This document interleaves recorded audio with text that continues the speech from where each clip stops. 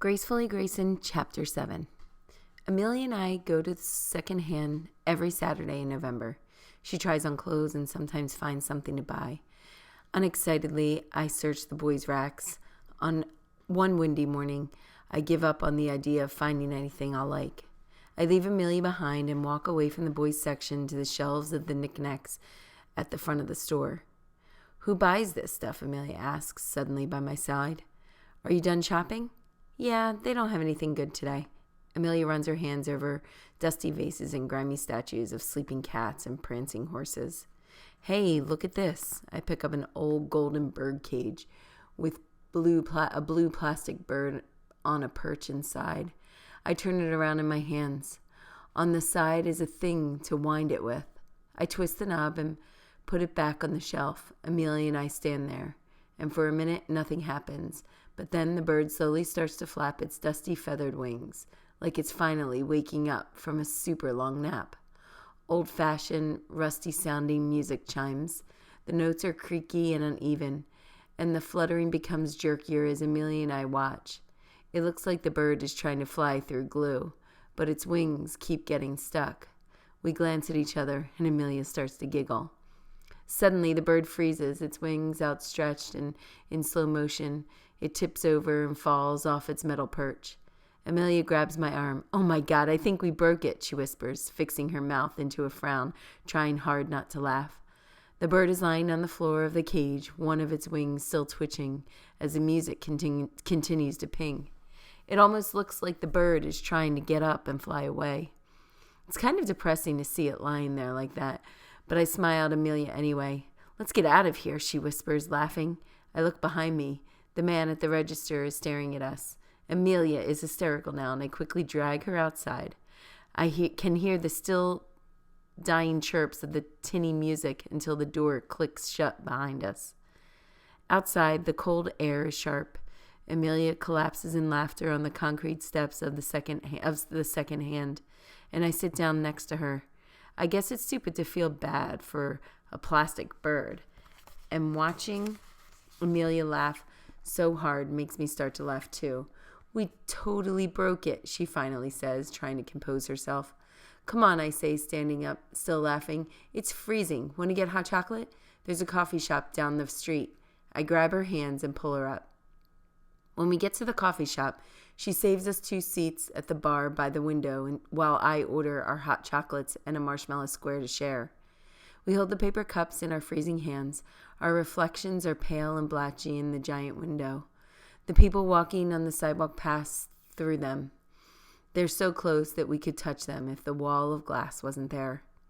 Amelia takes the lid off of her paper cup and dunks a piece of marshmallow square in it. I watch her and do the same thing. "Next Saturday, I'll take you to this other coffee shop a few blocks away. A few blocks that way," I tell her, pointing out the window. "Our nanny used to take us all the time. They have way better snacks." "Cool," she says, as she swivels back and forth on her stool and smiles. Back at home, Aunt Sally looks up from her laptop when I let myself into the front door. "Grayson," she says, lifting her reading glasses onto her head. She puts the laptop next to her. "How was your morning with Amelia?" "It was great," I say. "I'm so glad." Aunt Sally smiles at me and then looks down at her fingernails for a second. "Grayson, honey," she says, looking back up, her face serious now. "Your Uncle Evan is planning to go over to the nursing home. He got a call from Adelaide when you were out. Your grandma." She pauses and tilts her head softly to the side. My heart jumps. "Well, you know she's been more and more confused lately, and Adelaide says she took a nap this morning, and when she woke up, she had a fever. The doctors are worried that she might have pneumonia."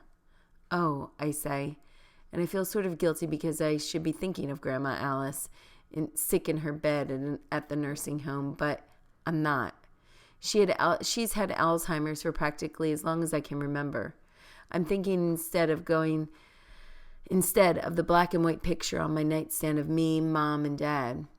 You can only see our faces, but you can tell that Mom was tickling me. My back is smushed into her, and I'm laughing. Dad's arm is around us both. "Kay," I say. I know I sound nervous, and I can tell Aunt Sally is waiting for me to say more, but my brain feels stuck. I don't feel like standing there anymore, and I head for my room. A few minutes later, Uncle Evan quietly taps on my door. He lets himself in and sits on my bed. I'm standing in front of the mirror, tying my hooded sweatshirt around my waist. I'm trying to see it as a purple skirt, but I can't focus.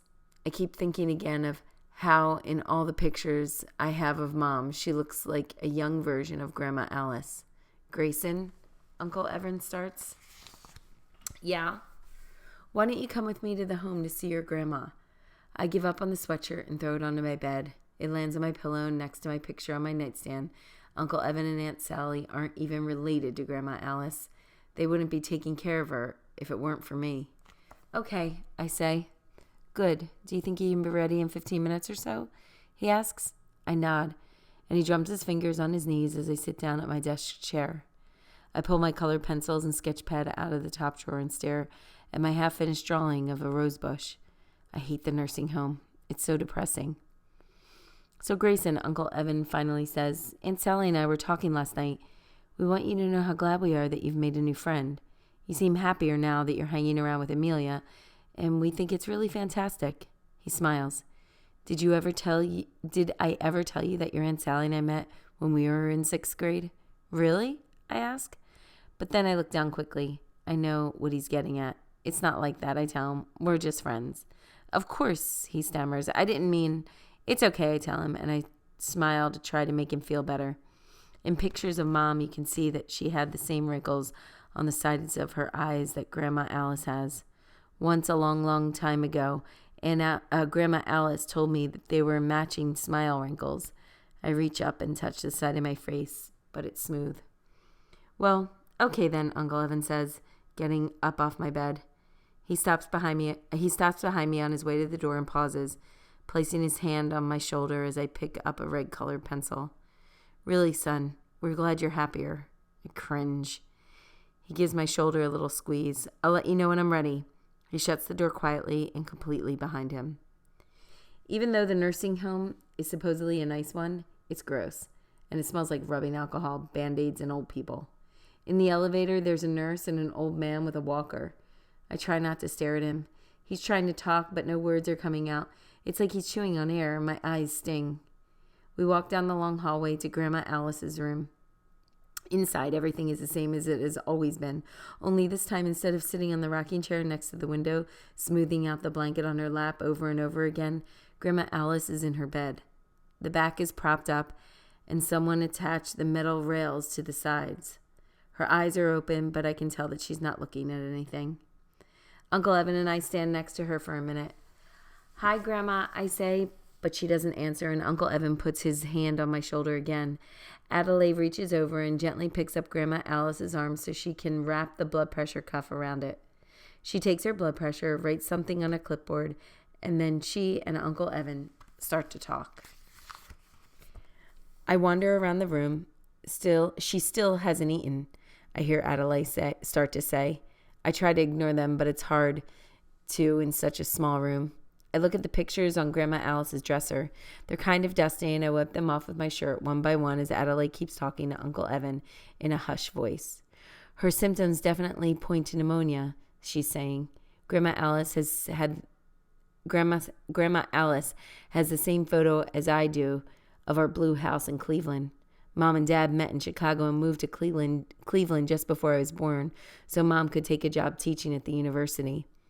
I wonder again what my life would be like if she hadn't gotten that job and they'd stayed in Chicago.